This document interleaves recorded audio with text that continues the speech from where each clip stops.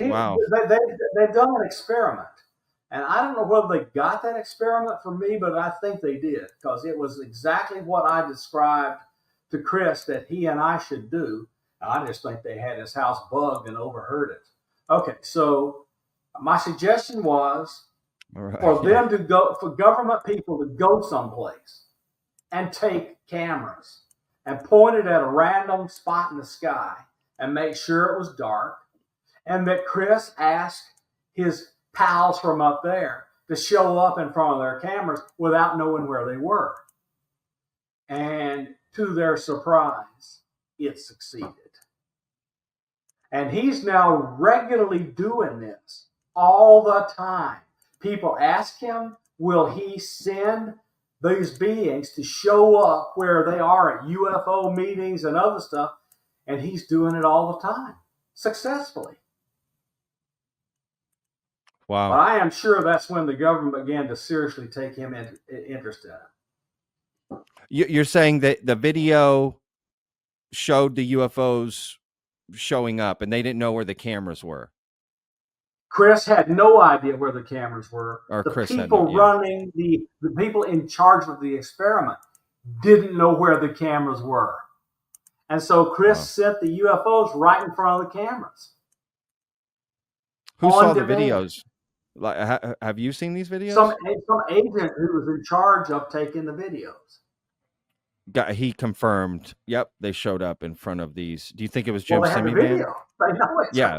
Yeah. They can. We watch. And after that, he was asked to go to Monroe Institute, and after he got past lots of negative feelings that were there that doubted him, he and Emily went out to sat near a rock and asked the entities to come, and they showed up. And John Alexander was there, and a bunch of other people, and Bob Freeman, who was and others were there and showed up, and all doubt went away in this crowd, which included Sean Cahill and others. Oh wow! Now I remember in this X space. At the Monroe Institute, yeah. We were talking about Tim Taylor and Chris Bledsoe in that X space. We just didn't get to it yet, but you had mentioned that potentially they were somewhere working on something, and you think maybe Tim borrowed Chris's download and started a company, kind of like yours that you did. I don't know whether I know this. Chris helped him with some medical stuff in Tim Taylor's laboratory.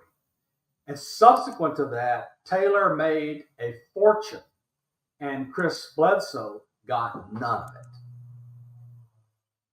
it. The implications are pretty straightforward. I just don't have the final evidence to prove it. Sure. Do you think Tim Taylor broke off connection? Oh, shortly after that, he just stopped talking to Chris Bledsoe. Yeah, he stopped going to see him. Wow. Like, kind of like I got what I needed, sort of thing. That's my suspicious former intelligence person belief, but I don't have the evidence to prove it. Yeah. I just know that it's strange. I agree. Do you think Tim Taylor gets downloads on his own? Yes. Not in American Cosmic, Diana Pasulka describes Tim Taylor getting downloads. She calls him Tyler, but it's Tim Taylor. Sure, yeah, it's Tim Taylor.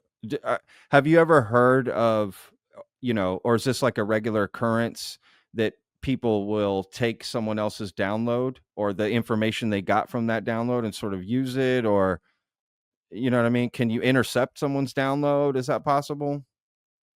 I have no idea because I've never gotten anybody's and nobody's ever gotten mine. So that I know of, but maybe. I just don't know. Sure. But this is the only story you know of something like this with Chris and Tim, right? Yeah. Of someone sort of, that's interesting, right? Yeah. Yeah. Oh, that's interesting.